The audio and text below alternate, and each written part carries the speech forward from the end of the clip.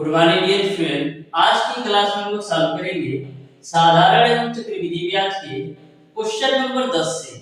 इसके पहले ऑलरेडी मैंने डियर स्टूडेंट साधारण एवं चक्रवृद्धि ब्याज पर दो क्लास ले रखा हूं, जिसमें मैंने आपको बेसिक कॉन्सेप्ट के साथ साथ क्वेश्चन नंबर 1 से लेकर के क्वेश्चन नंबर 9 तक के सारे प्रश्नों का सॉल्यूशन करवा दिया है। यदि वो वीडियो आपने अभी तक डियर स्टूडेंट नहीं देखा है तो जरूर देखिएगा, डिस्क्रिप्शन में उसका लिंक मिल जाएगा। डियर स्टूडेंट, साधारण एवं चक्रवृद्धि ब्याज के बेसिक कॉन्सेप्ट के साथ साथ उन पे बनने वाले एग्जांपल को मैंने इस तरीके से क्लियर कराया है। यदि आप साधारण एवं चक्रवृद्धि ब्याज के बेसिक कॉन्सेप्ट वाला वीडियो अच्छी तरीके से देख लेते हो तो साधारण एवं चक्रवृद्धि ब्याज के किसी भी बुक से भी कैसा भी क्वेश्चन आपसे पूछ लिया जाए, मैक्सिमम आप 10 से 15 सेकंड के अंदर सॉल्व कर सकते हो, क्योंकि मैंने उसमें बेसिक कॉन्सेप्ट के साथ साथ उसपे बनने वाले ट्रिक भी बताए हैं, जिससे आपका क्वेश्चन मैक्सिमम 10 से 15 सेकंड के अंदर 100% एक्यूरेसी के साथ सॉल्व कर सकते हैं। तो जो भी स्टूडेंट साधारण एवं चक्रवृद्धि ब्याज के लास्ट के दो वीडियो नहीं देखे हैं जरूर देखिएगा, डिस्क्रिप्शन में उसका लिंक मिल जाएगा। तो डियर स्टूडेंट, आज की क्लास में हम लोग स्टार्ट करेंगे क्वेश्चन नंबर 10 से क्वेश्चन को सॉल्यूशन करना। प्रत्येक क्वेश्चन को बिल्कुल कॉन्सेप्ट के साथ आपको सॉल्व कराने वाला हूं। यदि एक बार अच्छी तरीके से पूरा वीडियो देख लेते हैं तो साधारण एवं चक्रवृद्धि ब्याज से कहीं से किसी भी प्रकार का क्वेश्चन पूछ लिया जाए आपसे छूटेगा नहीं। एक बात और डियर स्टूडेंट मैं आपको बता दूं, साधारण एवं चक्रवृद्धि ब्याज एक ऐसा चैप्टर है जिससे आपके आईईआरटी एंट्रेंस एग्जाम में प्रत्येक वर्ष दो क्वेश्चन पूछे जाते हैं। तो बिल्कुल सीरियसली इन दो क्वेश्चन को आपको कवर कर लेना है, यानी कि छूटना नहीं चाहिए आपका साधारण एवं चक्रवृद्धि ब्याज से क्वेश्चन। दो क्वेश्चन का मतलब 8 नंबर। 8 नंबर से डियर स्टूडेंट आप कम से कम 2000 से 2500 स्टूडेंट से आगे चले जाएंगे। और आपको भी पता है कि आईईआरटी में एडमिशन लेने के लिए कितना कंपटीशन ज्यादा हो गया है। तो डियर स्टूडेंट, आज ही से आप बिल्कुल शानदार तरीके से तैयारी करना स्टार्ट कर दीजिए, जिससे आपको सिलेक्शन लेने में किसी भी प्रकार का कोई भी प्रॉब्लम ना हो। एक बात और dear student, IERT entrance exam 2024 के लिए जितनी भी क्लासेस मैं लेने वाला हूं टोटल बिल्कुल फ्री ऑफ कॉस्ट यूट्यूब पर होने वाला है। तो यदि आपका कोई भी दोस्त, कोई भी साथी, कोई भी रिश्तेदार आईईआरटी एंट्रेंस एग्जाम 2024 की बिल्कुल फ्री कंप्लीट तैयारी करना चाहता है, बेहतरीन तैयारी करना चाहता है, तो हमारे चैनल ओडी स्टडी पॉइंट से जुड़ सकता है। मैं बिल्कुल शानदार तरीके से कवर कराने वाला हूं आईईआरटी एंट्रेंस एग्जाम 2024 के लिए। इसके अलावा ऑलरेडी मैंने 2023 में भी आईईआरटी एंट्रेंस एग्जाम 2023 के लिए भी तैयारी करवाया है। आप जा करके देख सकते हैं, मैंने 8 से 10 प्रीवियस ईयर पेपर सेट का सॉल्यूशन करवाया है, चैप्टर वाइज वीडियो दिया है, एक्सपेक्टेड क्वेश्चन दिया है, मोस्ट इंपॉर्टेंट क्वेश्चन की सीरीज, यानी जितना भी हमसे बन सकता है बेहतर से बेहतर आपको करने का प्रयास करता हूं। YouTube के माध्यम से डियर स्टूडेंट 150 प्लस स्टूडेंट का सिलेक्शन मैंने करवाया है आईईआरटी एंट्रेंस एग्जाम 2023 में, वो भी बिल्कुल फ्री ऑफ कॉस्ट YouTube पर पढ़ाकर। तो डियर स्टूडेंट, स्टार्ट करते हैं आज की क्लास को। देखते हैं डियर स्टूडेंट क्वेश्चन नंबर 10। तो क्वेश्चन नंबर 10 आपके सामने है, ध्यान से इस क्वेश्चन को पढ़िए और समझने का प्रयास कीजिए। तो क्वेश्चन नंबर 10 आपका इस प्रकार से है, रुपया 6305 को ऐसे 3 भागों में बांटे कि उनका मिश्रधन क्रमशः 2, 3 तथा 4 वर्ष पश्चात बराबर हो, जबकि चक्रवृद्धि ब्याज की दर आपका 5% वार्षिक है। तो क्वेश्चन को बिल्कुल ध्यान से समझिएगा। यदि ऐसे क्वेश्चन एक बार अच्छी तरीके से समझ जाते हैं तो फिर आने वाले अपकमिंग डेज में या आईईआरटी एंट्रेंस एग्जाम में या किसी भी बुक से क्वेश्चन पूछ लिया जाए आपसे छूटेगा नहीं। बस एक बार कॉन्सेप्ट को अच्छी तरीके से समझ लीजिए। क्वेश्चन में ऐसा बोला जा रहा है कि रुपया 6305 को ऐसे 3 बराबर भागों में बांटो कि उनका 2 साल का मिश्रधन, 3 साल का मिश्रधन और 4 साल का मिश्रधन आपस में बराबर हो। तो सबसे पहले डियर स्टूडेंट मैं मान लेता हूं कि जो आपका रुपया 6305 है, जो आपका डियर स्टूडेंट रुपया 6305 है, इसको मैं 3 बराबर भागों ए, बी और सी के रूप में बांट लेता हूँ। ए को डियर स्टूडेंट 2 साल का मिश्रण और बी का 3 साल का मिश्रण और सी का 4 साल का मिश्रण आपस में बराबर है। मैंने क्या किया, रुपया 6305 को ए बी सी 3 भागों में बांट लिया। जो रुपया ए है इसको 2 साल का मिश्रण और जो रुपया बी है इसका 3 साल का मिश्रण और जो रुपया सी है इसके 4 साल का मिश्रण आपस में बराबर है। यदि हम बोले रुपया ए का 2 साल का मिश्रण क्या होगा, तो आप कहोगे ए 1 प्लस का आर की वैल्यू दे रखा है 5 डिवाइडेड बाय 100 तो पावर 2 हो जाएगा। ऐसा इसलिए होगा क्योंकि आपको पता है a बराबर p 1 प्लस r अपान 100 पे पावर n होता है।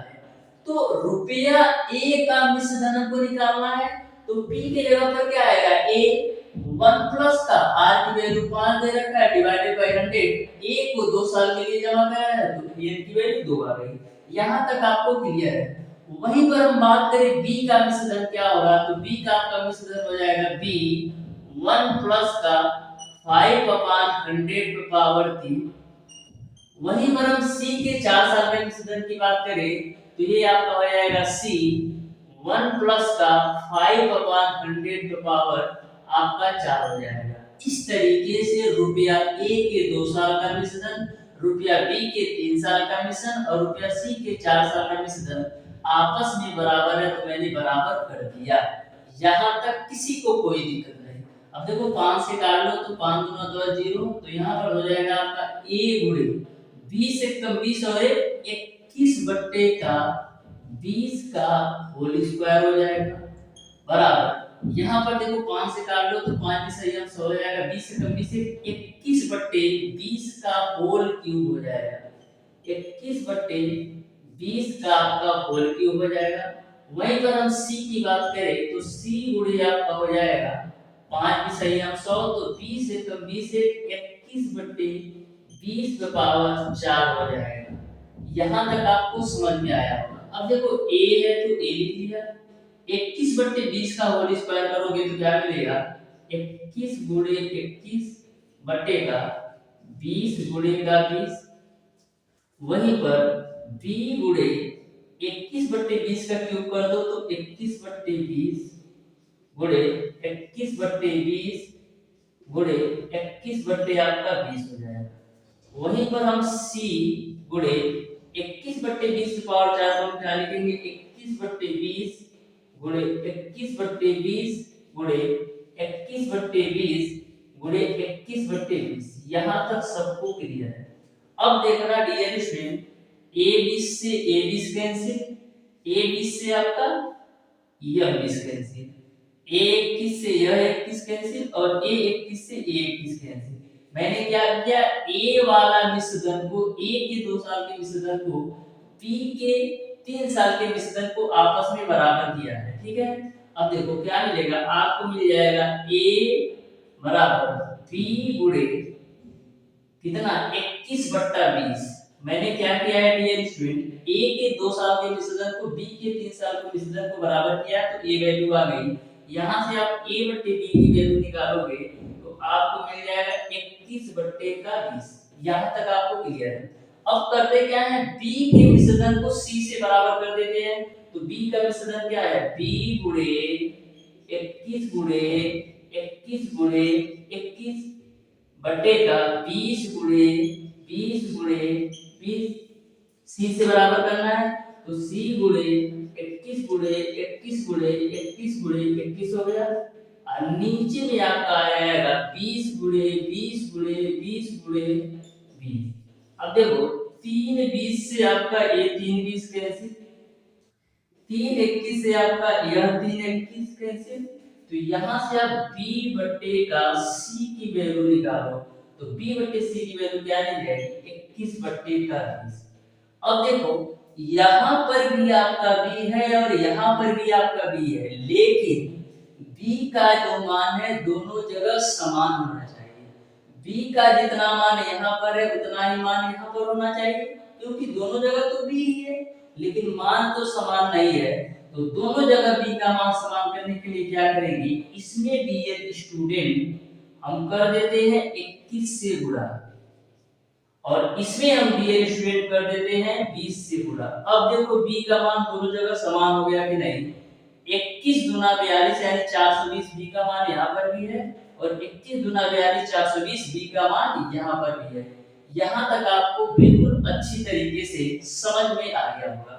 अब डियर स्टूडेंट हम आगे सॉल्व करते हैं। अब बिल्कुल ध्यान से समझिएगा, बिल्कुल अच्छी तरीके से आपको समझ में आने वाला है। यानी a की वैल्यू कितना आ जाएगा, 21 गुणे 21 441, यानी कंपेयर यदि आप कराएंगे तो a की वैल्यू कितना मिल जाएगा 441। वहीं पर b की वैल्यू कितना मिल जाएगा 21 गुणे 20 यानी 420, और c की वैल्यू कितना मिल जाएगा 20 गुणे 20 यानी कितना मिल जाएगा 400। इस तरीके से आपने a b c की वैल्यू निकाल ली।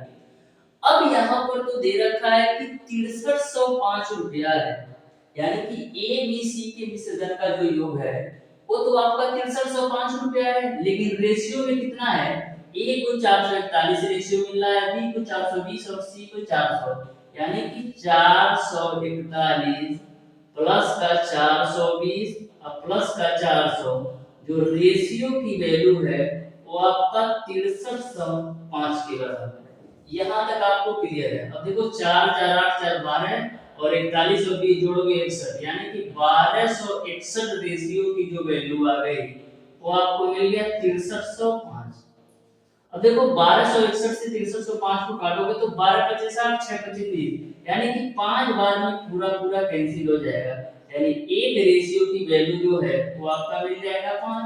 अब आप ए बी सी का मान निकाल सकते हो कि नहीं, एक रेशियो की वैल्यू 5 है तो 441 रेशियो की वैल्यू कितना हो जाएगा गुणे 5, और b की वैल्यू 420 रेशियो, एक रेशियो की वैल्यू 5 है, इसमें भी गुणा 5 कर दो और इसमें भी आप गुणा 5 कर दो, तो इसको आप आगे सॉल्व करो तो जो आपका a वैल्यू आएगा वही a b c का मान होगा। तो 441 गुणे 5 होगा, 5 एकम 5, 5 जोड़ 20 को 0, 5 जोड़ 20 2 22, यानी a की जो वैल्यू आ गई वो आपका 2205 है। वहीं पर b की वैल्यू निकाल लो तो 0, 5 गुना 10 को 0, 5 जोड़ 20 से 2300 आ गया। वहीं पर जो c की वैल्यू निकाल लो तो कितना आएगा 400 गुणे 5 यानी 2000। इस तरीके से a का जो मान होगा 2205, b का जो मान होगा 2100 और c का जो मान होगा वो आपका 2000 हो जाएगा। यानी कि डियर स्टूडेंट क्वेश्चन नंबर 10 का आपका ऑप्शन नंबर सी सही हो जाएगा। बिल्कुल सिंपल सा क्वेश्चन है, कभी भी आपके एग्जाम में ऐसा क्वेश्चन पूछा जाए तो आपको जरूर सॉल्व करना है। करना ये है कि सबसे पहले आपको करना ये है कि जो कम समय में क्वेश्चन सॉल्व होने वाले हैं उनको करिएगा। फिर उसके बाद से यदि आपके पास समय बचता है तो इन क्वेश्चनों को सॉल्व कर लेते हैं। तो इन क्वेश्चनों को सॉल्व करने से आपका होगा क्या, आप टॉप 100 रैंक के अंदर 100% आ जाएंगे, क्योंकि ऐसा क्वेश्चन जो है मैक्सिमम स्टूडेंट छोड़ देते हैं। तो यदि आप भीड़ से बाहर निकल करके ऐसे क्वेश्चन को सॉल्व करेंगे तो आपका जो रैंक है बहुत ही बेहतर आएगा। तो उम्मीद है डियर स्टूडेंट आपको समझ में आ गया होगा। अब देखिएगा डियर स्टूडेंट क्वेश्चन नंबर 11 है, तो बिल्कुल आप ध्यान से समझिएगा। क्वेश्चन नंबर 11 है, तो क्वेश्चन नंबर 11 आपके सामने है, ध्यान से क्वेश्चन नंबर 11 को पढ़िए और बताइए डियर स्टूडेंट क्वेश्चन नंबर 11 का कौन सा ऑप्शन सही होगा।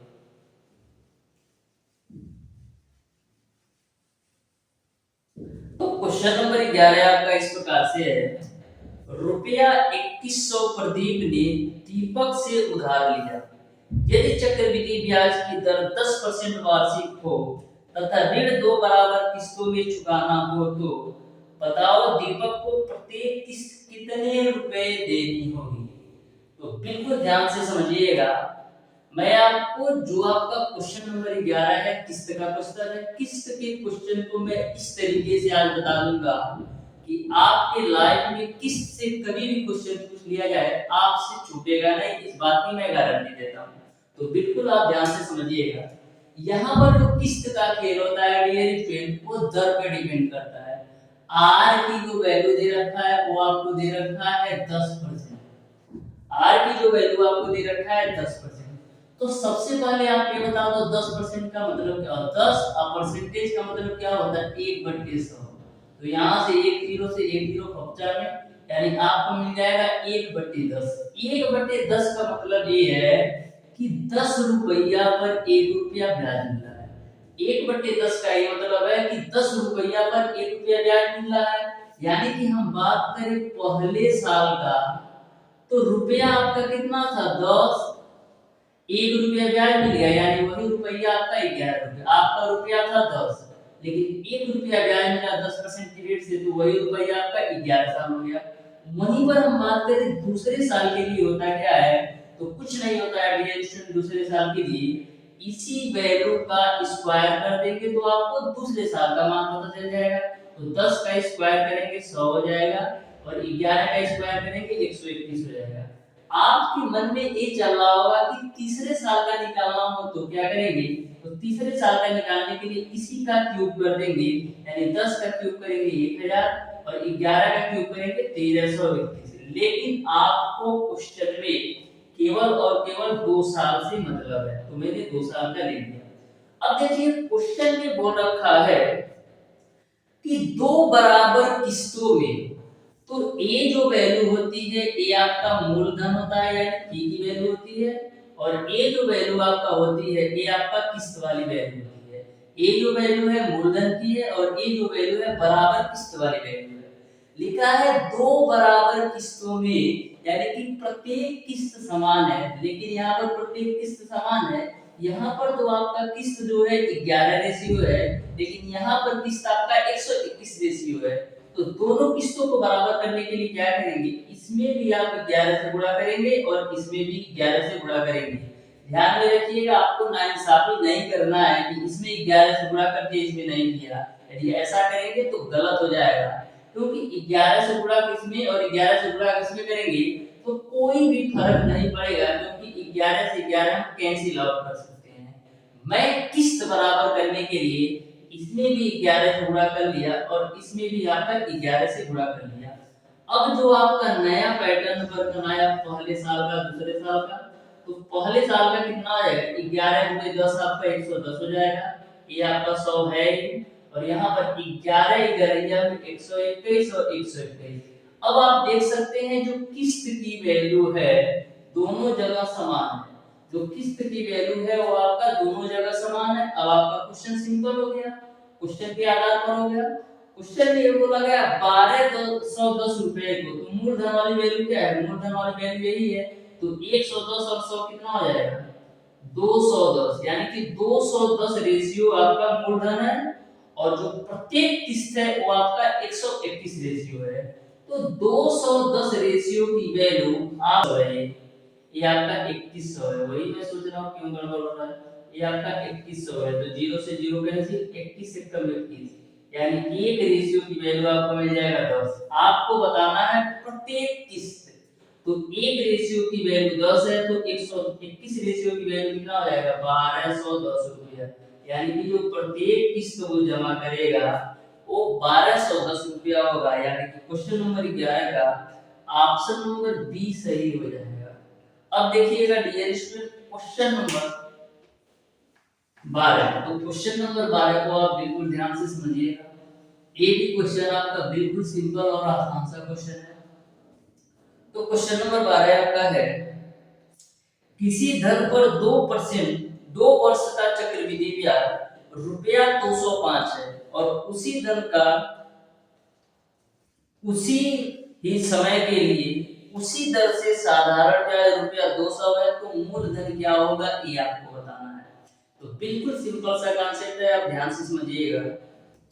बोला है किसी धन पर 2 वर्ष का चक्रवृद्धि ब्याज 205 है, और उसी समय और उसी दर से साधारण ब्याज 200 रुपया है, तो मूलधन क्या है ये आपको बताना है। तो देखो बिल्कुल सिंपल सा कॉन्सेप्ट है, मैं आपको समझाता हूँ। देखो ये मैंने ले लिया आपका साधारण ब्याज है, और ये आपका है चक्रवृद्धि ब्याज। ये आपका पहला साल है और ये आपका दूसरा साल है। तो मैंने आपको बताया था फर्स्ट क्लास में ही, जो आपका साधारण ब्याज होता है प्रत्येक वर्ष समान होता है। यानी यदि 100 रुपया पहले साल का साधारण ब्याज है, तो दूसरे साल का भी साधारण ब्याज 100 ही रुपया होगा और तीसरे साल का साधारण ब्याज 100 ही रुपया होगा, यानी साधारण ब्याज प्रत्येक वर्ष समान होता है। बोला है 2 वर्ष का साधारण ब्याज 200 रुपया है, यानी पहले साल के भी साधारण ब्याज 100 रुपया होगा और दूसरे साल का भी साधारण ब्याज 100 रुपया होगा। फिर क्वेश्चन में बोल रखा है कि 2 वर्ष का जो चक्रवृद्धि ब्याज है वो आपका 205 रुपया है। तो मैंने आपको बताया था कि जो पहले साल का साधारण ब्याज और चक्रवृद्धि ब्याज होता है दोनों समान होता है। पहले साल का जो साधारण ब्याज और चक्रवृद्धि ब्याज होता है दोनों समान होता है। तो पहले साल का यदि साधारण ब्याज 100 रुपया है तो चक्रवृद्धि ब्याज 100 रुपया ही होगा, क्योंकि पहले साल के लिए साधारण ब्याज और चक्रवृद्धि ब्याज का मान समान होता है। लेकिन क्वेश्चन में ऐसा दे रखा है कि 2 साल का चक्रवृद्धि ब्याज आपका 205 रुपया है, तो पहले साल का तो 100 रुपया हो गया, तो दूसरे साल का कितना होगा 105 रुपया होगा। अब 5 रुपया ज्यादा क्यों आ रहा है? 5 रुपया ज्यादा इसलिए आ रहा है डियर स्टूडेंट, क्योंकि जो आपका पहले साल का ब्याज है इस ब्याज पर भी ब्याज जुड़ कर रहा है। जो आपका पहले साल का ब्याज है इस ब्याज पर भी ब्याज जुड़कर आ रहा है, इसलिए दूसरे साल के ब्याज में 5 रुपये की बढ़ोतरी हो रही है। क्योंकि आपको भी पता है जो आपका चक्रवृद्धि ब्याज होता है मूलधन के साथ साथ ब्याज पर भी ब्याज की गणना की जाती है एक निश्चित समय के बाद।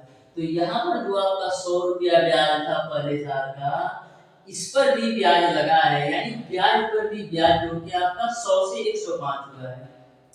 तो कितना 5 रुपया का ब्याज लगा है, कितने पर 100 रुपया पर। अब परसेंटेज में चेंज करने के लिए 100 से गुणा कर दो, ये आपका कक्षा में, तो यहाँ से आपको मिल जाएगा 5%, यानी आर की वैल्यू आपने निकाल लिया 5%।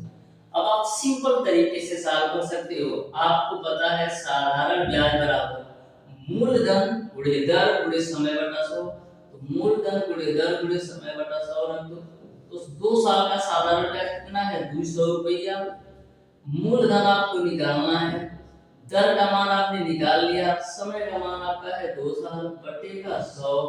यहाँ पर देखो 5 गुना 10 से एक जीरो कैसे हो जाएगा 200 गुणे 10 करोगे तो कितना हो जाएगा 2000 रुपया, यानी कि जो पी की जो वैल्यू है वो आपका 2000 रुपया हो जाएगा। इस तरीके से क्वेश्चन नंबर 12 का ऑप्शन नंबर सी सही हो जाएगा।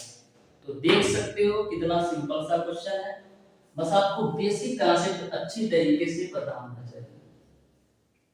अब देखिएगा डियर स्टूडेंट क्वेश्चन नंबर 13। तो क्वेश्चन नंबर 13 पेश करते हैं आपके सामने, ध्यान से देखिएगा। ऐसा क्वेश्चन मैंने ऑलरेडी पिछली क्लास में सॉल्व करवा रखा है। बोला है किसी धन पर 5% वार्षिक ब्याज की दर से 3 वर्ष के चक्रवृद्धि ब्याज तथा साधारण ब्याज का अंतर रुपया 122 है, तो वह धन क्या है ये आपको बताना है। यानी कि जो आपका क्वेश्चन नंबर 13 है 3 वर्ष के साधारण ब्याज और चक्रवृद्धि ब्याज के अंतर पर आधारित क्वेश्चन है। तो बिल्कुल आप ध्यान से समझिएगा क्वेश्चन नंबर 13 को। 3 वर्ष के साधारण ब्याज और चक्रवृद्धि ब्याज का अंतर आपको दे रखा है 122 रुपया, और आपको पता है कि 3 वर्ष के साधारण ब्याज और चक्रवृद्धि ब्याज के अंतर वाला जो फार्मूला होता है, अंतर बराबर आपका होता है P R square divided by 100 का स्क्वायर गुणे 300 प्लस आर डिवाइडेड बाय 100। ये आपके 3 वर्ष के चक्रवृद्धि ब्याज और साधारण ब्याज के अंतर वाला फार्मूला है। तो अंतर तो बाबू आपका है 122। P की वैल्यू आपको निकालना है, R की वैल्यू आपको 5 दे रखा है, तो 5 का स्क्वायर करोगे तो 25 हो जाएगा, बटे 100 का स्क्वायर है तो 100 बटे 100 हो जाएगा, गुणे 300 में 5 जोड़ोगे तो 305 हो जाएगा, और नीचे आपका 100 है तो 100, 25 से काट लो तो 25 चौको 100, 5 से काट लो तो 5 30 5 2 5 और 5 2 10 0, 61 से काट लो तो 61 दूना 122। तो यहाँ से P की वैल्यू आपको क्या मिल जाएगा, P की वैल्यू आपको मिल जाएगा 2 गुणे 4 गुणे 100 करोगे तो 400 हो जाएगा, गुणे आपका 20 हो जाएगा।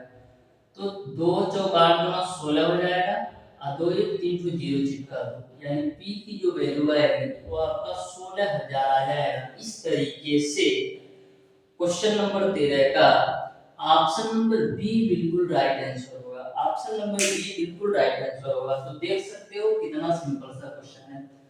अब देखिएगा डियर स्टूडेंट क्वेश्चन नंबर 14। तो क्वेश्चन नंबर 14 को आप बिल्कुल ध्यान से समझिएगा। एक बार अच्छी तरीके से बस पढ़ लीजिए, फिर आपको कहीं से किसी भी प्रकार का प्रॉब्लम नहीं आएगा। देखिए डियर स्टूडेंट क्वेश्चन नंबर 14, यदि किसी धन का 4% वार्षिक ब्याज की दर से 2 वर्षों के चक्रवृद्धि ब्याज तथा साधारण ब्याज का अंतर रुपया 50 है, तो वह धन क्या है ये आपको बताना है। यानी कि क्वेश्चन नंबर जो 14 आपका पूछा गया है 2 वर्ष के साधारण ब्याज और चक्रवृद्धि ब्याज के अंतर पर आधारित क्वेश्चन है।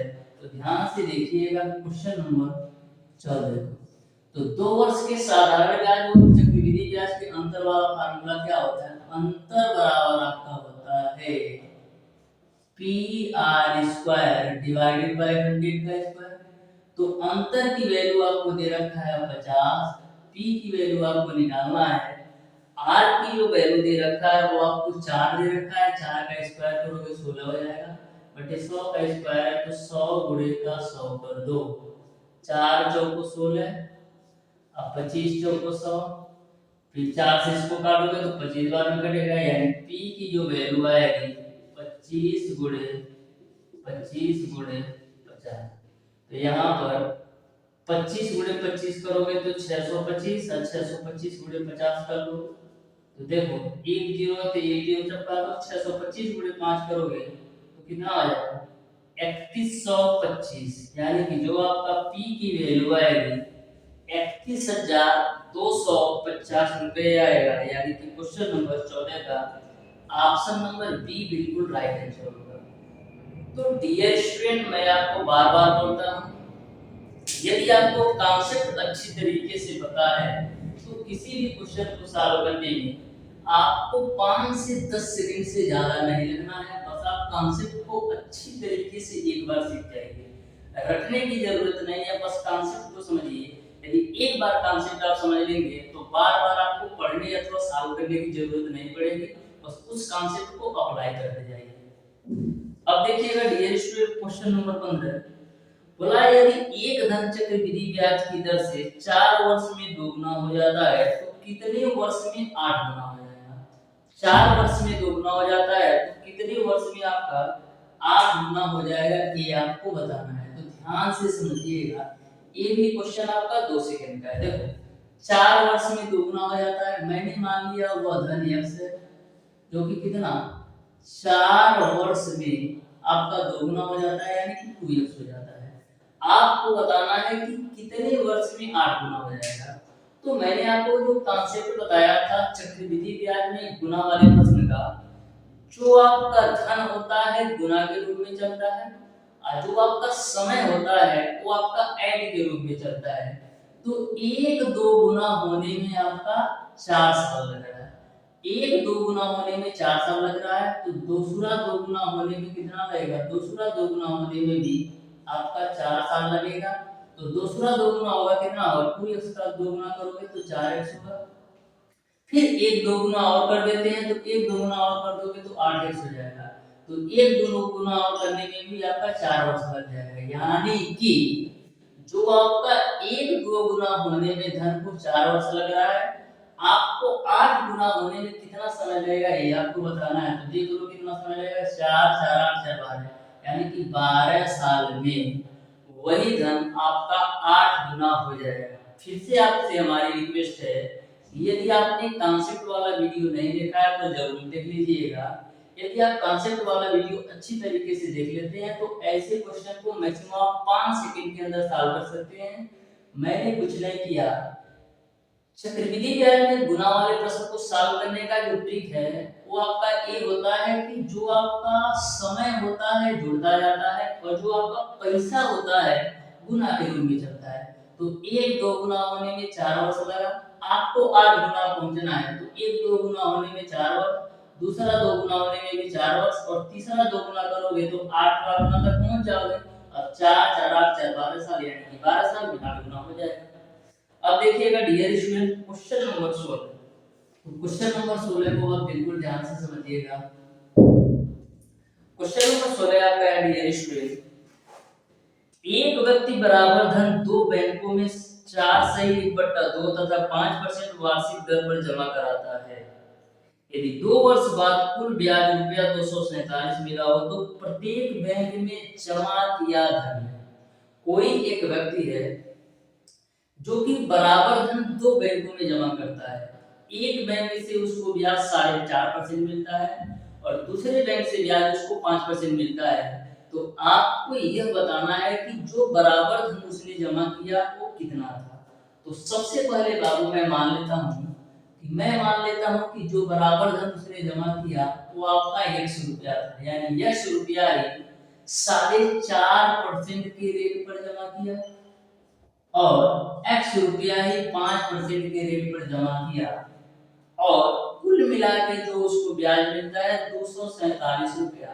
तो आपको मूलधन की वैल्यू बताना है। तो देखो क्या होता है, साधारण ब्याज बराबर मूलधन गुणे दर गुणे समय बटा 100 होता है।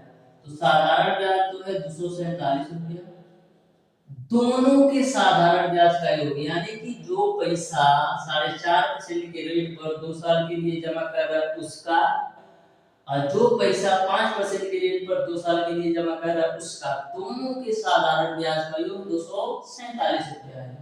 तो सबसे पहले हम इसकी बात करते हैं। तो साधारण ब्याज बराबर क्या होता है, मूलधन गुणे दर कितना होगा, 4 गुना 8 9/2, मूलधन गुणे दर गुणे समय बट्टे का 100। ये आपका पहले वाले की बात हो गई। अब दूसरे वाले का भी साधारण ब्याज निकालो। तो मूलधन गुणे दर गुणे समय बटा 100। तो मूलधन तो x ही है, दर आपका 5% है, समय आपका 2 साल है, बट्टे का 100। यहाँ तक आपको क्लियर कर लीजिए। अब देखिए 247 रुपया है तो 247 रुपया। अब देखो 9 दूना 18x बट्टे का, यहाँ से आप 2 से काट दो, सिंपल हो जाएगा। देखो 9x बट्टे का 100 हो गया प्लस का, यहाँ पर भी आपको काटना नहीं है, क्वेश्चन सिंपल हो जाएगा। तो 5 गुना 10x बट्टे का 100 हो जाएगा। अब देखो 247 रुपया, दोनों के हर समान है तो नीचे 100 आ जाएगा और 10 9 19 x हो जाएगा। अब देखो 19 से काटो तो 19 से तो 19 और 19 दिया 57, यानी कि जो x की वैल्यू आ जाएगी वो आपका 1300 रुपया आ जाएगा। इस तरीके से डियर स्टूडेंट जो प्रत्येक बैंक में पैसा जमा किया था वो 1300 रुपया था। इस तरीके से क्वेश्चन नंबर 16 का ऑप्शन नंबर सी सही हो जाएगा, यानी कि प्रत्येक बैंक में उसने 1300 रुपया जमा किया जिसका साधारण ब्याज 247 रुपया मिला। अब देखिएगा डियर स्टूडेंट क्वेश्चन नंबर 17, तो बिल्कुल आप ध्यान से समझिएगा क्वेश्चन नंबर 17 को भी। तो क्वेश्चन नंबर 17 आपका है, किसी धन पर साधारण ब्याज मूलधन का 2/9 है, यदि वर्षों की संख्या 10% की दोगुनी होती समय क्या होगा, ये आपको बताना है। ध्यान से समझिएगा डियर स्टूडेंट, बिल्कुल सिंपल सा कॉन्सेप्ट है इसका। बोला किसी धन पर साधारण ब्याज मूलधन का 2/9 है। तो सबसे पहले हम करते क्या है, मूलधन को मैं मान लेता हूँ 100 रुपया, मूलधन में मान लेता हूँ 100 रुपया है। मूलधन का साधारण ब्याज 2/9 है, तो यदि मूलधन 100 होगा तो साधारण ब्याज कितना होगा, 2/9। क्योंकि क्वेश्चन में ऑलरेडी बोल रखा है मूलधन का साधारण ब्याज 2/9 गुना है। फिर आगे बोला गया है कि वर्षों की संख्या 10% की दोगुनी है। तो यदि मैं दर को मान लूं y% है तो समय क्या हो जाएगा, क्वेश्चन में ऑलरेडी बोल रखा है कि जो वर्षों की संख्या है 10% की दोगुनी है, तो 10% आपका y है, इसी का दोगुना कर दो, यानी कि समय की जो वैल्यू आ जाएगी वो आपका 2 है। यहाँ तक पूरी बात क्लियर है। अब सॉल्व कर लेते हैं। क्वेश्चन में आपको निकालना है डियर स्टूडेंट समय का मान क्या होगा, ठीक है, कोई दिक्कत नहीं है। तो साधारण ब्याज बराबर आपका होता है मूलधन गुणे दर गुणे समय बटा 100। तो साधारण ब्याज तो आपका है 2/9x, मूलधन की वैल्यू x है, गुणे दर की वैल्यू y है, समय की वैल्यू 2y है, बटे का आपका हो जाएगा 100। यहाँ से 2 से 2 कक्षा में, x से x कक्षा में, सॉरी, यहाँ से आप y स्क्वायर की वैल्यू निकालोगे तो मिलेगा आपको 100/9। तो यहाँ से आप y की वैल्यू निकालोगे तो मिल जाएगा आपको 10/3। आपको बताना है समय का मान, तो y का मान यहाँ पर रख दो, तो 2 तो आपका है ही, y की वैल्यू आपने निकाला है 10/3, तो कितना आ जाएगा 20/3। 20/3 को हम क्या लिख सकते हैं 6 सही 2/3। इस तरीके से जो समय का मान होगा 2 सही 6 सही 2/3 वर्ष होगा, यानी कि क्वेश्चन नंबर 17 का dear student option number B बिल्कुल राइट आंसर हो जाएगा। अब देखिएगा डियर स्टूडेंट क्वेश्चन नंबर 18, तो क्वेश्चन नंबर 18 को आप बिल्कुल ध्यान से समझिएगा। इसके भी जो कॉन्सेप्ट है बिल्कुल सिंपल और आसान से क्वेश्चन है, आप ध्यान से समझिए। डियर स्टूडेंट एक बात मैं आपको बता दूं, आपको लापरवाही किसी भी प्रकार का नहीं करना है। यदि आप लापरवाही करते हैं तो आपको बहुत ही नुकसान हो सकता है, क्योंकि डियर स्टूडेंट मैक्सिमम स्टूडेंट हमको ऐसे कॉल करके बोले कि सर हमको यदि प्लास्टिक इंजीनियरिंग से ही आईईआरटी कॉलेज में एडमिशन मिल जाए तो भी कोई दिक्कत नहीं है, क्योंकि आईईआरटी कॉलेज से डिप्लोमा ही करना बहुत बड़ी बात है। तो आपको ऐसा सोचना ना पड़े कि प्लास्टिक ही मिल जाए चाहे टेक्सटाइल ही मिल जाए, आपको बेहतरीन तरीके से तैयारी करना है। इस तरीके से तैयारी कर लीजिए डियर स्टूडेंट कि आपको सोचना ही ना पड़े, जिस ब्रांच पर आप हाथ रख दे वो ब्रांच आपका हो जाना चाहिए। तो इस तरीके से आप जरूर तैयारी कीजिए जिससे आपको पछताना ना पड़े। अब देखिएगा डियर स्टूडेंट क्वेश्चन नंबर 18, तो क्वेश्चन नंबर 18 आपका है रुपया 25,000 का 3 वर्ष का चक्रवृद्धि ब्याज क्या होगा, जबकि ब्याज की दर पहले वर्ष 8% हो, दूसरे वर्ष आपका 9% हो और तीसरे वर्ष आपका 10% हो। यानी कि आपको क्वेश्चन नंबर 18 में चक्रवृद्धि ब्याज की वैल्यू ज्ञात करना है, जबकि ब्याज की जो दर दे रखा है पहले वर्ष 8%, दूसरे वर्ष 9% और तीसरे वर्ष आपका 10% दे रखा है।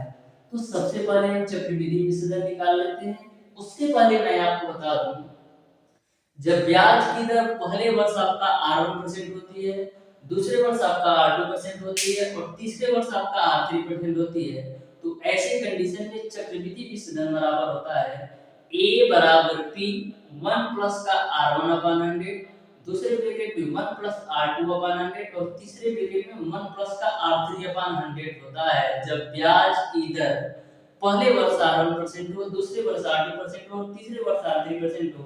तो ऐसे कंडीशन में आपका A बराबर P 1 प्लस का R1 अपॉन 100, 1 प्लस का R2 अपॉन 100 और 1 प्लस का R3 अपॉन 100 का फार्मूला लगा देना होता है। तो यहाँ पर चक्रवृद्धि विसर्जन A बराबर P की वैल्यू आपको दे रखा है 25,000, 1 प्लस का R1 अपॉन 100 यानी 1 प्लस 8 अपॉन 100, 1 प्लस का R2 अपॉन 100 यानी 1 प्लस का 9 अपॉन 100, 1 प्लस का R3 अपॉन 100 यानी कि 1 प्लस का 10 अपॉन 100 हो जाएगा। यहाँ तक आपको क्लियर है। अब देखना डियर स्टूडेंट, यहाँ से आगे बार सॉल्व कर लेते हो, ठीक है।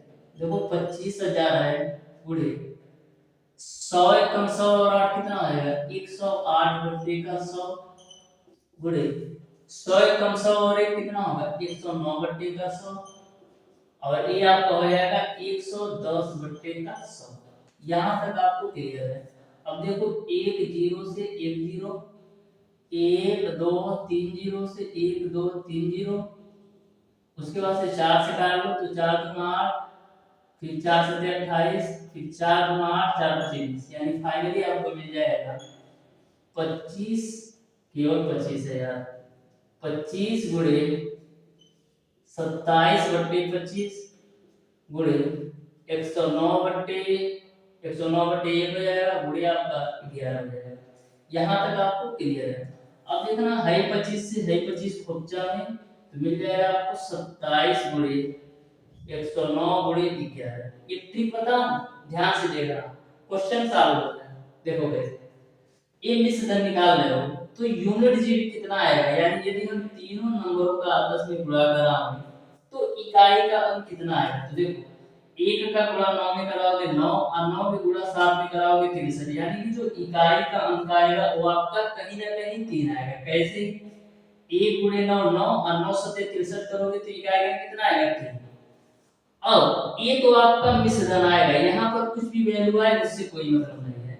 इस मिश्र धन में से आपको मूलधन 25,000 घटा देना है। तो देखो 3 में से 0 घटाओगे कितना आएगा 3, यानी कहीं ना कहीं जो आपका चक्रवृद्धि ब्याज आएगा उसका जो यूनिट डिजिट होगा, उसका जो इकाई का अंक होगा वो आपका 3 होगा।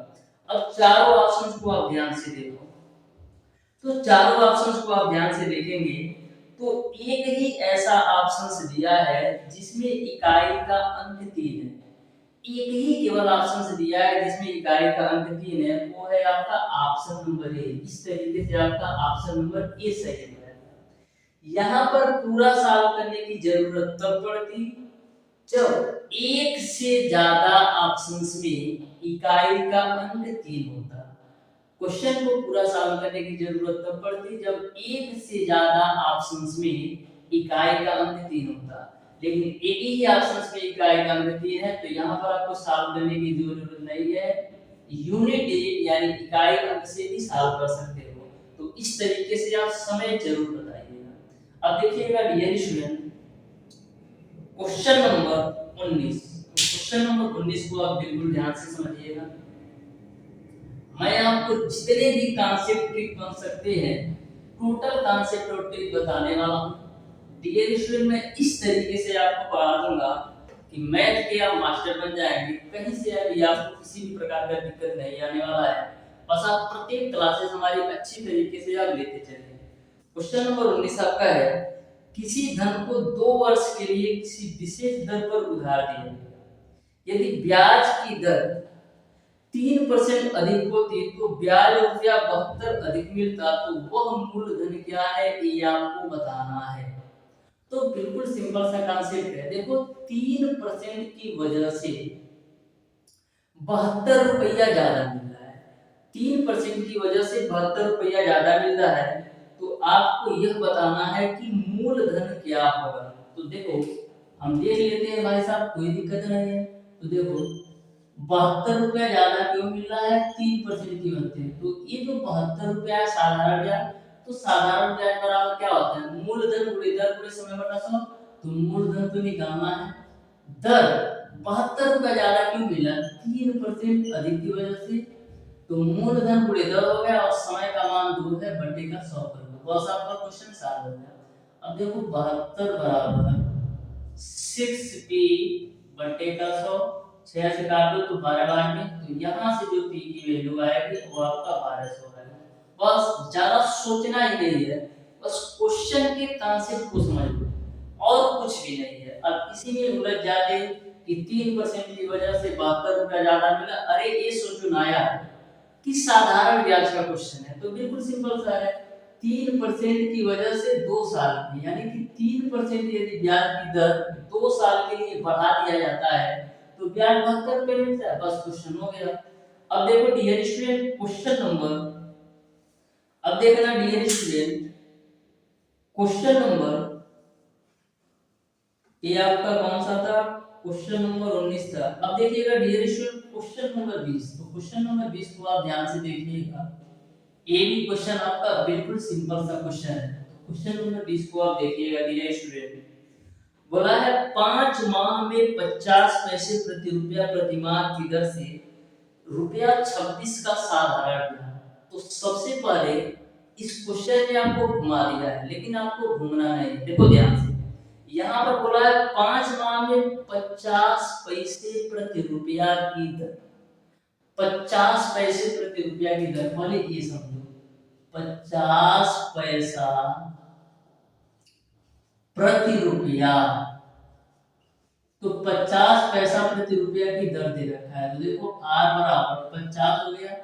1 रुपया में कितना पैसा होता है, 100 पैसा होता है। परसेंटेज में चेंज करने के लिए 100 से गुणा कर लो भाई, ये बच्चा में, यानी r की जो वैल्यू है वो आपको मिल गया 50%। यहाँ तक आपको समझ में आ गया होगा। r की जो वैल्यू है वो आपका 50% है। ये 50% प्रति माह है, क्योंकि क्वेश्चन में ऑलरेडी दे रखा है 50 पैसे प्रति रुपया प्रति माह, यानी कि प्रति माह की दर आपका 50% हो गया।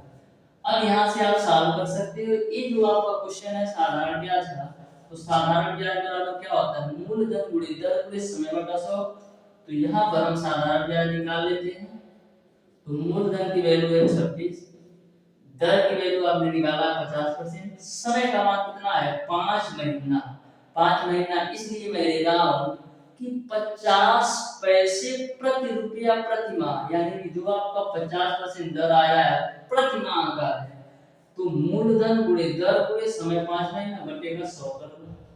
तो यहाँ से 50 गुना 100 और 2 से 26 को काटोगे तो 13 बार में, तो यहाँ से जो साधारण ब्याज आएगा 65 रुपया आएगा। इस तरीके से डियर स्टूडेंट क्वेश्चन नंबर 20 का ऑप्शन नंबर ए सही हो जाएगा, 65 रुपया साधारण ब्याज होगा। अब देखिएगा डियर स्टूडेंट क्वेश्चन नंबर 21। तो क्वेश्चन नंबर 21 को आप बिल्कुल ध्यान से समझिएगा। ये भी क्वेश्चन आपका बिल्कुल सिंपल और साधारण है। तो क्वेश्चन नंबर 21 आपका है, रुपया 15,000 पर 8% वार्षिक ब्याज की दर से एक वर्ष का ब्याज क्या होगा जबकि ब्याज छमाही देय हो। यानी कि क्वेश्चन नंबर 21 में आपको जो ब्याज दे रखा है वार्षिक, लेकिन आपको जो निकालना है वो अर्धवार्षिक रूप से। तो सबसे पहले दर का मान क्या होगा, जो आपका दर होगा वो तो आपका आधा हो जाएगा, यानी आर की जो वैल्यू हो जाएगी वो आपका 4% हो जाएगा। और जो समय का मान हो जाएगा वो आपका हो जाएगा 2 छमाही। अब क्वेश्चन को सॉल्व कर लो। आपको चक्रवृद्धि ब्याज करना है, तो चक्रवृद्धि विसर्जन निकाल लेते हैं। चक्रवृद्धि विसर्जन बराबर मूलधन, तो मूलधन की वैल्यू आपको दे रखा है 15,000, 1 प्लस का r अपॉन 100 पावर n की वैल्यू 2 है तो 2 रख दो। तो यहाँ से आपको आ जाएगा 15,000 गुणे 4 से काटो तो 25 चौका 100, 25 से कम 25 से 26/25 का स्क्वायर है। तो इसको हम लिख सकते हैं 26/25 गुणे 26/25। ठीक है, यहाँ तक आपको क्लियर है। अब देखो 25 छक्का आपका हो जाएगा 150 और डबल जीरो उतार दो, फिर एक आठ दो 25 गुना 50, फिर 25 चौको 100, यानी ए की जो वैल्यू आएगी वो आपको मिल जाएगा 24 गुणे 26 गुणे 26। अब यहाँ भी आप यूनिट डिजिट से सॉल्व कर सकते हो, यहाँ भी आप इकाई के अंक से सॉल्व कर सकते हो। तो देखो 6 के 36, एक बार और कैलकुलेट कर लेते हैं। तो 24 गुणे 26 गुणे 26 करोगे तो 676 आएगा। अब देखो 6 का गुणा 4 में करोगे तो यूनिट डिजिट कितना आएगा, कहीं ना कहीं 4 आएगा। 6 का गुणा 4 में करोगे तो इकाई में कितना आएगा 4। ये आपका मिश्रधन है, इसमें से जब मूलधन घटाओगे तो ही तो आपको चक्रवृद्धि ब्याज मिलेगा। तो मूलधन की वैल्यू कितना है 15,000। अब देखो यहाँ पर 4 में से जब है जीरोगा घटाओगे तो यूनिट डिजिट कितना आएगा 4, यानी कि जो आपका चक्रवृद्धि ब्याज आने वाला है उसका इकाई का अंक 4 होगा, उसका इकाई का अंक 4 होगा। अब ध्यान से देखना, क्या एक से ज्यादा ऑप्शंस में इकाई का अंक 4 दिया है? तो ध्यान से देखेंगे तो केवल और केवल आपका ऑप्शन नंबर सी में इकाई का अंक 4 दिया है। तो धीरे से ऐसे टिक कर देना, ऑप्शन नंबर सी सही है। ज्यादा कैलकुलेशन मत करना। कब? जब केवल एक ही ऑप्शन में आपका इकाई का अंक 4 दिया हो तो डायरेक्ट क्लिक करो, आगे बढ़ जाओ, 100% सही होगा। लेकिन यदि एक से ज्यादा ऑप्शंस में आपका इकाई का अंक 4 दिया होता तो आपको पूरा सॉल्व करने की जरूरत होती, लेकिन केवल एक ही ऑप्शन में इकाई का अंक 4 है, इसलिए आपको उसी ऑप्शन को टिक करके आगे निकल जाना है, समय की बर्बादी नहीं करना है। अब देखिएगा डियर स्टूडेंट क्वेश्चन नंबर 22। तो क्वेश्चन नंबर 22 को आप ध्यान से देखिएगा। बोला है एक व्यक्ति बैंक में आवर्ती खाते में रुपया 50 रुपया प्रति माह जमा कराता है तथा 12% की वार्षिक दर से ब्याज पाता है। एक वर्ष के बाद परिपक्वता राशि कितनी होगी ये आपको बताना है। यानी कि 50 रुपया प्रति महीना जमा कर रहा है आवर्ती जमा खाते में, जिसमें वार्षिक ब्याज की दर आपका 12% हो, तो आपको बताना है परिपक्वता राशि कितनी होगी, यानी कि एक साल बाद कितना पैसा पाएगा। तो देखो पहले महीना जमा करी 50 रुपया, फिर दूसरे महीना भी 50 रुपया जमा करेगा, तो पहले महीना का 50 और दूसरे महीना का 50 मिल करके 100 रुपया हो जाएगा। फिर तीसरे महीना क्या होगा, दूसरे महीना तक तो 100 रुपया था, 50 रुपया और जमा करेगा तो 150 हो जाएगा। उसी प्रकार से चौथे महीने में आपका 200 हो जाएगा, पांचवें महीने में आपका 250 हो जाएगा, छठवें महीने में आपका 300 हो जाएगा, फिर 17वें महीने में आपका 350 हो जाएगा, 50 जुड़ता जाएगा, फिर आपका 400 हो जाएगा, फिर आपका 9वें महीने में 450 हो जाएगा, फिर 10वें महीने में आपका 500 हो जाएगा, फिर 11वें महीने में आपका 550 हो जाएगा, फिर 12वें महीने में आपका 600 हो जाएगा। इन टोटल 12 महीने के अमाउंट को जोड़ोगे तो टोटल आपका आ जाएगा 3900 रुपया। टोटल आपका आ जाएगा 3900 रुपया। अब देख लो 3900 रुपये कितना ब्याज मिल रहा है। ठीक है, देखो कोई दिक्कत नहीं, ठीक है।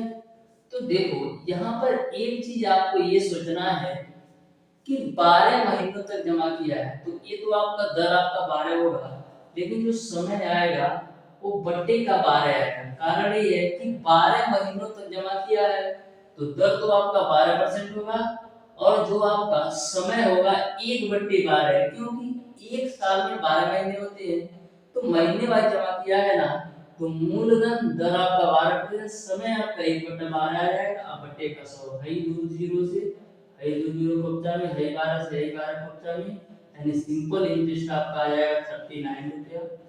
तो परिपक्वता राशि कितनी होगी, 3900 रुपया ए और 29 रुपया ए, तो टोटल कितना हो जाएगा, टोटल आपका हो जाएगा, सॉरी आपका जो साधारण ब्याज हो गया 3900 रुपया, और जमा कितना हो गया 50-50 रुपया के हिसाब से 12 महीने 600, और 639 कितना होगा 639। इस बात को आप ध्यान में रखिएगा।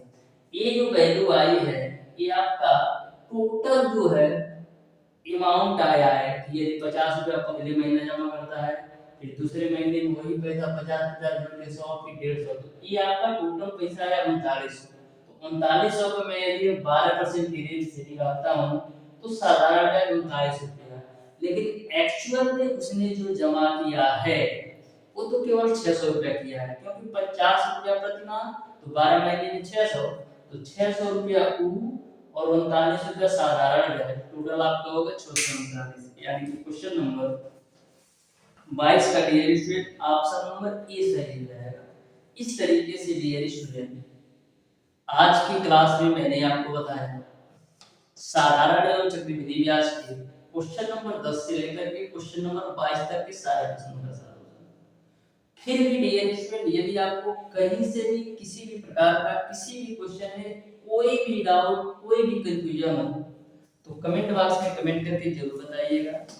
यदि आप कमेंट बॉक्स में कमेंट करके नहीं बता सकते तो डियर स्टूडेंट यह हमारा व्हाट्सएप नंबर है 76 20 17 53 76 पर व्हाट्सएप करके भी पूछ सकते हैं। मैं आपकी प्रत्येक क्वेश्चन का जवाब देने का प्रयास करूंगा। एक बात और डियर स्टूडेंट, यह वीडियो में आपको वीडियो क्वालिटी और वॉइस क्वालिटी कैसी आई इसके बारे में आप कमेंट करके जरूर बताइएगा।